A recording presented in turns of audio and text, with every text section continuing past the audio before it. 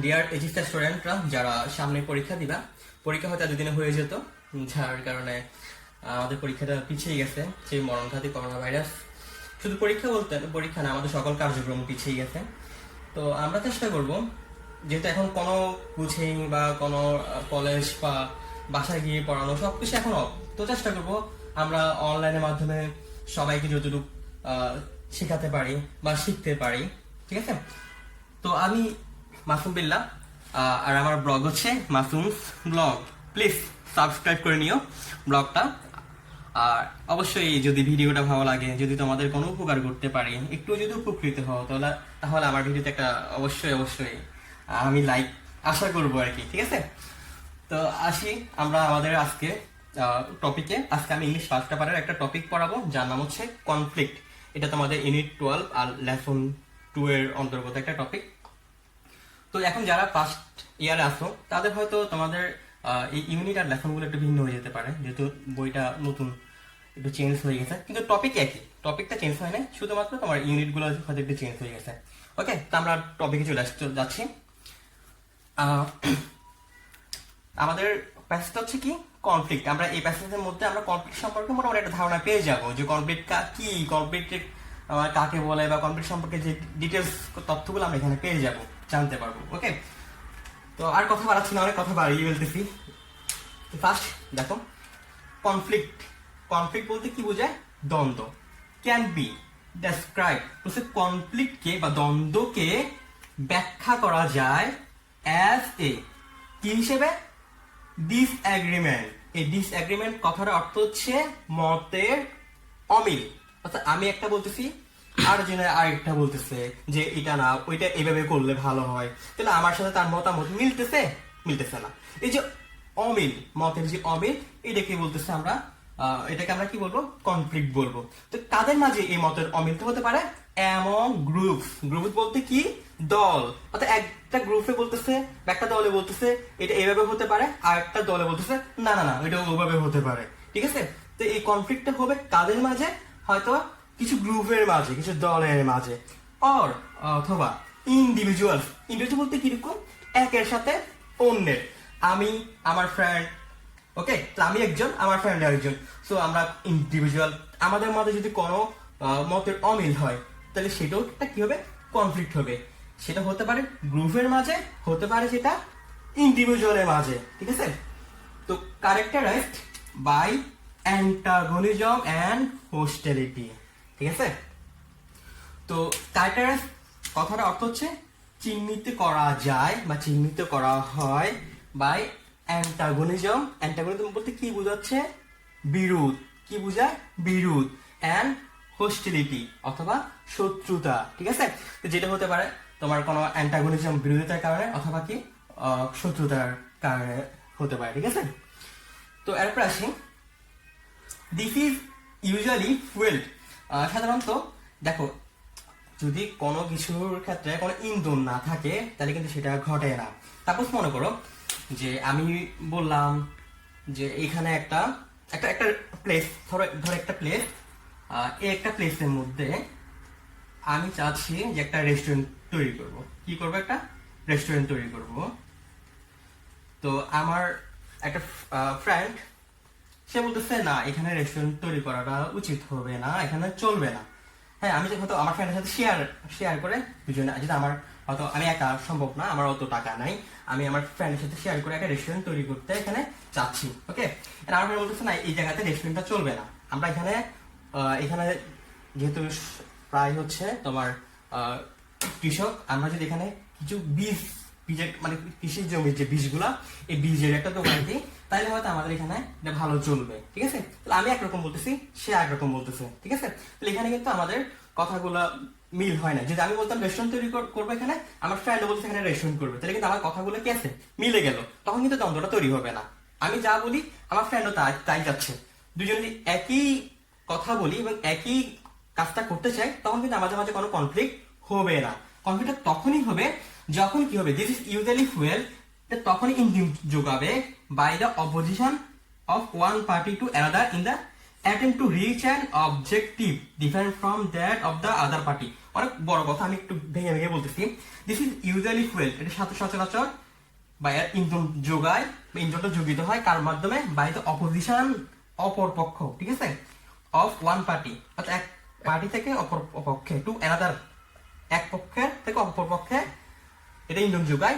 In an attempt to reach, পৌঁছানোর লক্ষ্যে, an objective different, যে অবজেক্টিভ বলতে উদ্দেশ্য, অর্থাৎ ডিফারেন্ট, ভিন্ন উদ্দেশ্য, ভিন্ন উদ্দেশ্যে পৌঁছানোর জন্য। আমি একটু ক্লিয়ার করে যদি বলি, একটা এক্সাম্পল দিচ্ছি। সাপোজ মনে করো একটা প্লেস আছে, এই প্লেসের মধ্যে এটা ওখানে অনেক প্রচুর গাছপালা আছে, তো একজন চাচ্ছে যে এখানে কি করার জন্য, গাছপালাগুলোকে এখানে একটা মার্কেট তৈরি করবে, ঠিক আছে।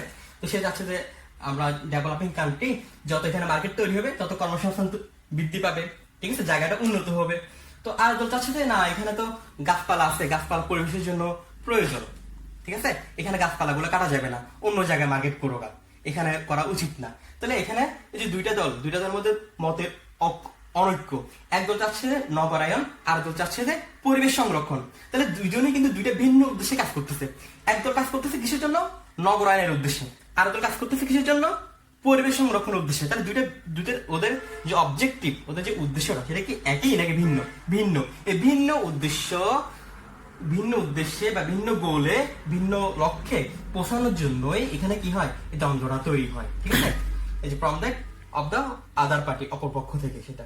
আচ্ছা, যাই হোক, দ্য এলিমেন্টস বলছে যে উপাদানগুলো, এলিমেন্টস কথার অর্থ হচ্ছে কি উপাদান, যে উপাদানগুলো ইনভলভ, জড়িত, ইন দ্য কনফ্লিক্ট, যে উপাদানগুলো দ্বন্দ্বের মধ্যে জড়িত, মানে যে কারণে দ্বন্দ্বগুলো হয় আর কি। হ্যাভ ভেরিড, এগুলো ভেরি করে মানে কি ভিন্ন হয়। আচ্ছা, ঠিক আছে, সবসময় যে একটা কারণে দ্বন্দ্ব হয় তা তো না। ওই যে আমার ফ্রেন্ডের সাথে হয়েছিল কি জন্য, তোমার একটা ব্যবসার, আমি এক ধরনের ব্যবসা চাচ্ছি, সে আরেক ব্যবসা চাচ্ছে। আবার ওখানে যে একটা কথা বললাম যে একটা মার্কেট করতে যাচ্ছে, আর দলে যাচ্ছে গাছ থাকুক।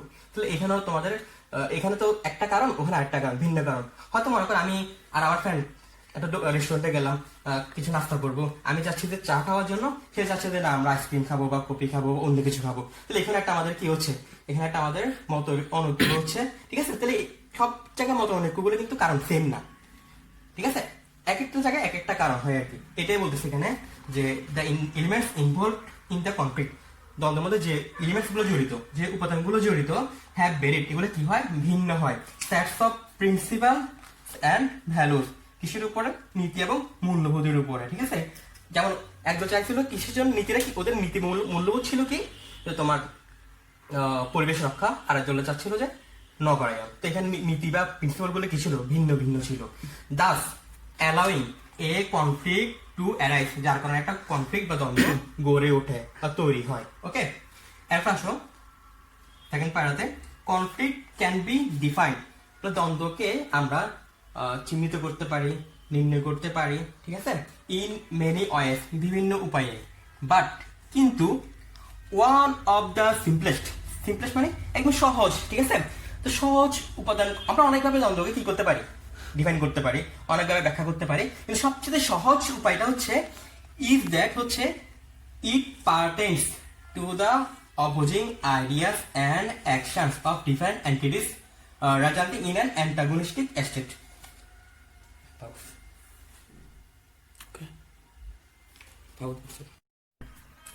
তো যা বলছিলাম আমরা, আবার বলতেছি আমি একটু ক্লিয়ারলি বোঝার চেষ্টা করো। Conflict can B define in many ওয়েস, অনেকভাবে কনফ্লিক্টকে কি করা যায়, ডিফাইন করা যায়।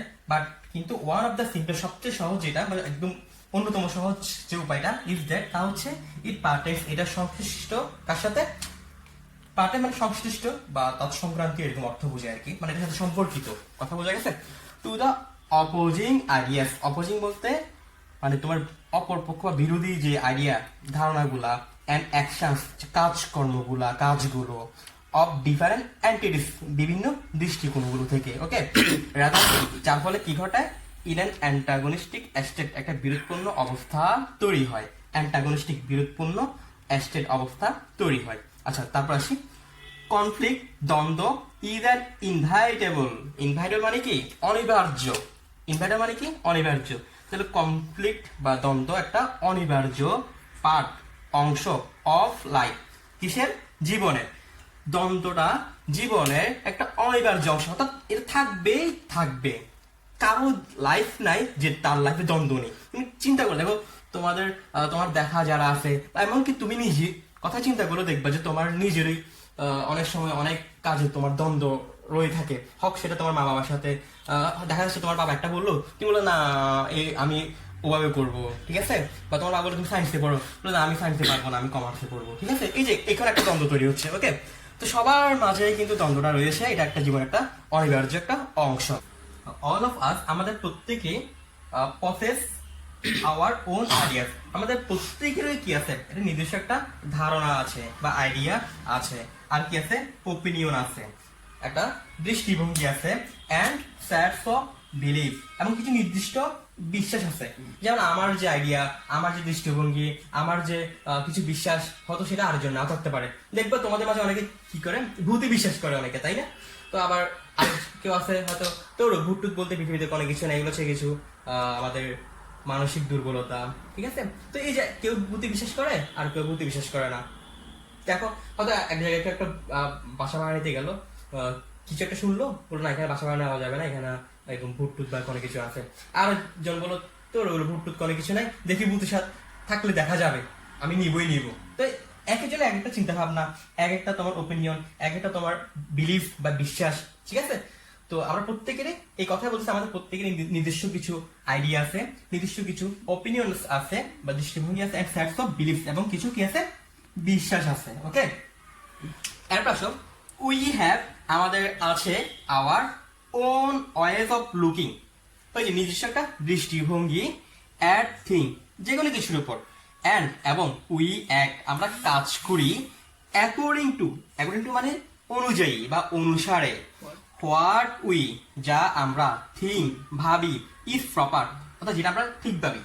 কথা একটু বোঝার চেষ্টা করো, কি বলতেছে? বলতেছে we have our own way of looking, আমাদের একটা নিজস্ব দৃষ্টিভঙ্গি আছে অ্যাট থিং, যে কোনো কিছুর উপরে, অ্যান্ড উই অ্যাক্ট, এবং আমরা কি করি? কাজ করি কি অনুযায়ী? অ্যাকর্ডিং টু, কি অনুযায়ী? হোয়াট উই থিঙ্ক, যা আমরা ভাবি, ইজ প্রপার, যা আমরা ঠিক ভাবি। তো আমি যেটা ঠিক ভাবি সেই অনুযায়ী কাজ করি। ওই যে বললাম না যে তোমার বাবা বাবা ভাবতেছে যে আমার ছেলে ডাক্তার হলে ভালো হবে, তাহলে ডাক্তার হতে গেলে কি হতে হবে? তাকে সায়েন্সে পড়তে হবে। আর তুমি ভাবতেছো না আমি আমার সায়েন্স আমার দ্বারা সম্ভব হবে না, আমি মনে হয় কমার্স পড়লে ভালো হবে বা বিজনেস স্টাডিজ করলে ভালো হবে, ঠিক আছে? তো আমরা যেভাবে ভাবি সেভাবে আমরা কি করি? আমাদের কাজগুলো করি, বা যেটা আমরা ঠিক ভাবি সেটা অনুযায়ী আমরা কাজগুলো করি। ওকে, তো আমাদের এটা পার্ট 1 চলে গেল, আমরা পার্ট 2 তে বাকি যে অর্ধেক অংশ সেটা আমরা পার্ট 2 তে তোমাদেরকে দেখাবো ইনশাল্লাহ। তো এখন আপাতত গুড বাই। অবশ্যই লাইক বাটন